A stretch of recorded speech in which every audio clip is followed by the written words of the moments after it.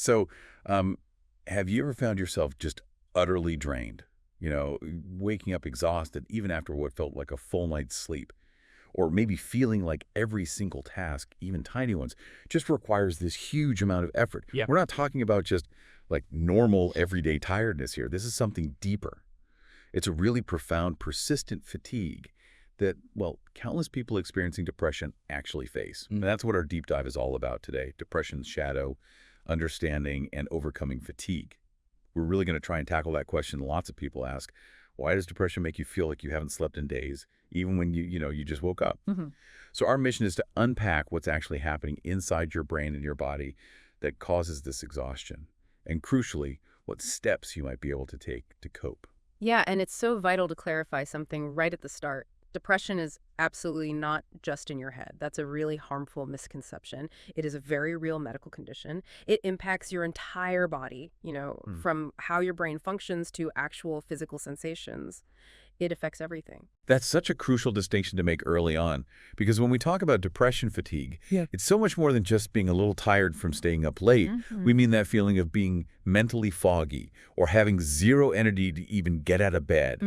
Or, like you said, sleeping all night but still waking up feeling completely exhausted, maybe even just wanting to sleep all day to escape it all. Exactly. And that profound tiredness, it really needs to be stressed. It does not mean you are lazy. In fact, the sources we looked at really highlight that this fatigue is one of the most overlooked but honestly most disabling symptoms of depression. It's a genuine depletion, physically and mentally. Absolutely. It's a symptom, not a character flaw.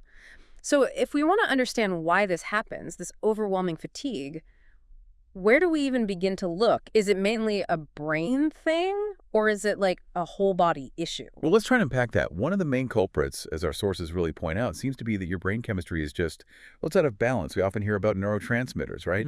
Like serotonin, dopamine, norepinephrine. The mood chemicals. Exactly. They're crucial for everything from mood to, well, energy levels. But for someone with depression, it isn't just like having a low battery. It's more like the entire communication network in the brain is kind of jammed up. Right. And what's fascinating, or maybe troubling, is that this chemical chaos literally seems to starve your brain of the energy it needs just for basic functioning. It makes it incredibly difficult for your brain to properly wake up or to focus or even just feel interested in things. That makes sense. If you connect that to the bigger picture, it's like trying to drive a car that's basically out of gas and has a dying battery. Your brain is quite literally running on fumes. So every thought, every action feels like this monumental uphill battle. That analogy really paints a clear picture, doesn't it? Running on fumes. And it's not just the chemicals either. Depression also massively disrupts your sleep cycle. It really messes with your circadian rhythm. That's your body's natural sleep-wake clock. The sources mention that some people with depression experience insomnia, so trouble falling asleep or staying asleep. But then others deal with hypersomnia, which is sleeping way, way more than usual, but still feeling incredibly tired. Which raises a really important point, doesn't it? If you're sleeping a lot, is it actually less about the quantity of sleep and maybe more about the quality? How can you even tell if the sleep you're getting is restorative or just, time spent lying down? That's precisely it. Even if you're logged, say, 8, 9, 10 hours in bed, your brain might not be getting that deep restorative REM sleep it desperately needs. It's kind of like plugging your phone in all night but waking up to find it only charged to like 40%. Right. It's just not productive sleep. And that leads directly to that persistent, dragging exhaustion the next day. And there's another aspect here, often overlooked. The sheer mental load of depression itself creates physical exhaustion. Think about it. Your brain might be filled with this constant background noise, negative thoughts, feelings of guilt, anxiety, maybe hopelessness. Your mind is essentially working overtime all day long, just trying to keep functioning through that static. So it's not just a physical sensation then, but the actual effort of constantly battling those thoughts that is physically draining. Can you explain that link a bit more? Yeah, absolutely. Think about how incredibly exhausting it is to fight your own thoughts while also trying to, say, focus at work or at school or even just hold a simple conversation. The source material points out that even really small, seemingly simple tasks like taking a shower, making a snack, replying to a text can feel like running a marathon when you're in that state. This intense mental and emotional burnout translates directly into real, actual physical fatigue in your body. You feel it in your muscles and your energy levels. Okay, that makes sense. And beyond the brain chemistry and the sleep disruption, is there also a physical component, like maybe involving our stress response system? Does that make the fatigue worse? Oh, definitely. Stress hormones often play a big role. When you're depressed, your body might be releasing too much cortisol, that's the main stress hormone.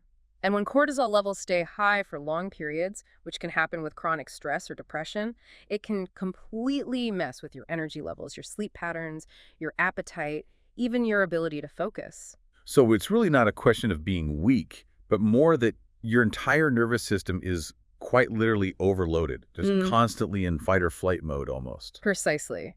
Over time, your body just gets worn down by it. It's physically taxing, you feel tired, sometimes achy, and often even more emotionally drained because of the physical toll.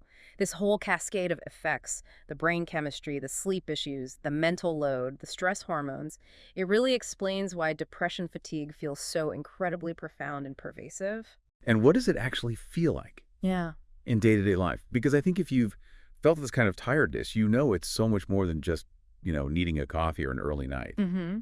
The sources describe things like lying in bed for hours but feeling physically too drained to actually get up, or maybe thinking, I really should shower, but you just end up staring at the ceiling because the effort seems impossible. Yeah, or wanting to connect with friends, maybe seeing their messages, but just not having the mental or physical strength to even type back a reply. It's like being stuck inside a body that feels like it weighs 1,000 pounds, too heavy to move easily. It feels like someone just turned your internal energy dial down to zero or even below zero, and everything, absolutely every single thing, takes this monumental, disproportionate effort. That's the really brutal reality of depression fatigue for so many people. Wow, yeah. That paints a very vivid picture. Yeah. So, okay, if depression makes you this tired, this drained, Yeah. what can you actually do about it? It sounds overwhelming. It can feel overwhelming for sure. Our sources are pretty clear. There's no single magic bullet, no one-size-fits-all fix. But there are definitely things that can help, things that can lighten that load, even just a little bit. One powerful suggestion that comes up is trying gentle movement. Now, I know, when you're exhausted, exercise probably sounds like the absolute last thing you want to do. Right. It feels counterintuitive. Totally. But even something really small, like a short walk outside, maybe just a few gentle stretches, or even just putting on a song and dancing around your room for a couple of minutes, that can actually give your brain chemicals a little boost. It can help wake you up naturally. The key seems to be starting incredibly small, because that little bit of movement can create a bit of momentum. That's a great point. And another really important strategy is working on a consistent sleep routine. This means trying, as much as possible, to go to bed and wake up around the same time every day, even on weekends, even when it feels incredibly difficult or pointless. It also includes those practical sleep hygiene steps, avoiding screens for maybe an hour before bed, trying to make your bedroom cool, dark, quiet. That consistency can really help to reset your body's natural clock, your circadian rhythm, and significantly improve the quality of your sleep over time. Makes sense. And what we put into our bodies matters too, right? Nutrition. Absolutely. Eating foods that actually fuel you is crucial. It's so easy when you're depressed to either skip meals entirely or just reach for quick fix junk food because it feels easier. Yeah, the comfort food trap. Exactly. But real, sustained energy comes from balanced meals. Things with protein, complex carbohydrates, healthy fats, and drinking plenty of water. Think, bananas, oatmeal, nuts, seeds, vegetables, lean protein, not just relying on sugar and caffeine, which often leads to a crash later. Your brain needs good fuel to function properly. Good fuel in, better function out. Okay? And maybe one of the most vital steps, but often one of the hardest, because depression really pushes you towards isolation, is talking to someone, reaching out. Whether that's a trusted friend, a family member, a therapist, a school counselor, even a helpline, just sharing what you're going through can make a difference. You absolutely deserve support. You don't need to earn it or wait until you're bad enough. This isn't a battle you have to fight completely alone. That's so important. And finally, exploring formal treatment options is really key for many people. Sometimes, talk therapy alone isn't enough to tackle the biological aspects, like that deep fatigue. Sometimes your brain genuinely needs medication to help get its chemistry back into better balance, and that is perfectly okay. There's no shame in that. Not at all. Antidepressants, for example, can work on those neurotransmitters we talked about, potentially making it easier to sleep better, to find a bit more energy for movement, and just generally feel more awake and engaged again. So if you're struggling with this, Talking to a doctor or mental health professional to see what options might work specifically for you is a really crucial step forward. And that really brings us back full circle, doesn't it? Back to our core message for you listening. Feeling tired all the time, feeling that profound exhaustion because of depression, it does not make you lazy or weak. Please hear that. Instead, what it means is that your brain, your whole system, is fighting an incredibly hard battle every single day. And that intense, ongoing fight consumes a vast amount of energy. Yeah, and you're definitely not alone in this experience. So many people feel this way. And importantly, there is a way forward. Think of depression fatigue as a clear signal, maybe, that your mind and body are really crying out for healing and support. And healing is possible. It might not be quick, it often isn't, but step by step, improvement is absolutely possible. And even just the act of engaging with this deep dive today, just listening to this discussion and maybe thinking about your own experience, that counts. That's a valuable step forward Right. on your journey. Give yourself credit for that. Absolutely. So as you reflect on all of this, maybe leave with this thought.